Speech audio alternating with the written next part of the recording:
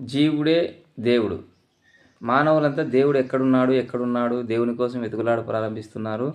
ఈ వెతుకులాడే క్రమంలో అనేక పుణ్యక్షేత్రాలకు, తీర్థయాత్రలకు ఇలా వెళ్తున్నారు. కానీ అసలు విషయం ఏందంటే తన హృదయంలో ఉన్న దేవుణ్ణి తెలుసుకోవడానికి ఇదంతా తిరుగుతున్నాడన్న విషయాన్ని గమనించాలి.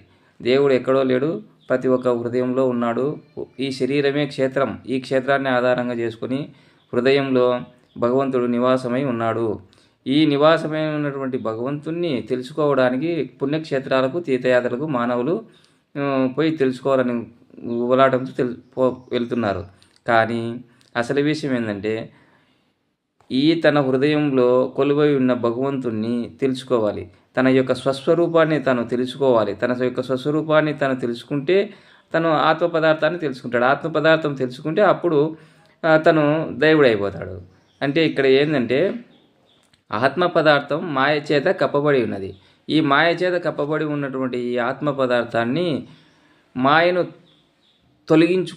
ఉండాలి. మాయను తొలగించుకుంటే ఈ జీవుడు దేవుడైపోతాడు. మాయ ఆధీనంలో పనిచేసేవాడు జీవుడైతే మాయను తన ఆధీనంలో ఉంచుకున్నవాడు దేవుడు. అంటే ఇదే శరీరము 84 లక్షల జీవరాశుల్లోనూ ఆత్మ పదార్థం ఉంది. ఈ 84 లక్షల జీవరాశుల్లో ఉండే ఆత్మ పదార్థము ఏ జీవి అయితే, ఏ శరీరం అయితే ఈ తన స్వస్వరూపాన్ని తెలుసుకుంటుందో, తన స్వస్వరూపాన్ని అంటే ఆత్మస్వరూపాన్ని అనుభవంలోకి తెచ్చుకుంటుందో ఆ శరీరమే దేవుడైపోతాడు, దైవం అయిపోతుంది. అలాగే తన స్వస్వరూపాన్ని ఎవరైతే తెలుసుకోకుండా ఉన్నారో వాళ్ళంతా జీవులైపోయినారు. ఈ జీవులు దేవుడు ఎక్కడున్నాడో అని ఎదుగులాడుకుంటూ ఉన్నారు.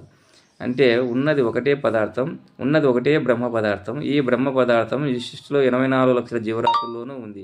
ఈ 84 లక్షల జీవరాశుల్లో ఎవరైతే తన యొక్క స్వస్వరూపాన్ని తను తెలుసుకుంటారో, ఎవరైతే తన అనుభవాన్ని, ఆత్మానుభవాన్ని పొందుతారో వాళ్ళే దేవుడు. జీవుడే దేవుడు.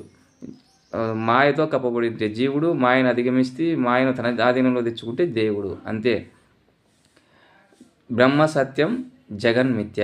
ఇదే జగత్తులో ఉన్నదంతా బ్రహ్మ పదార్థమే. ఈ బ్రహ్మ పదార్థాన్ని తెలుసుకోవాలి అంటే ఆత్మానుభూతి పొందాలి. ఆత్మానుభూతి పొందాలంటే తన స్వస్వరూపాన్ని తను తెలుసుకోవాలి. స్వస్వరూపాన్ని పొందాలంటే త్రిగుణాలను జయించాలి, గుణాతీతంగా ఉండాలి. గుణాతీతుడు కర్మలన్నీ ఆచరిస్తూ గుణాలను జయించడంతోనే తను దేవుడు అని స్వస్వరూపాన్ని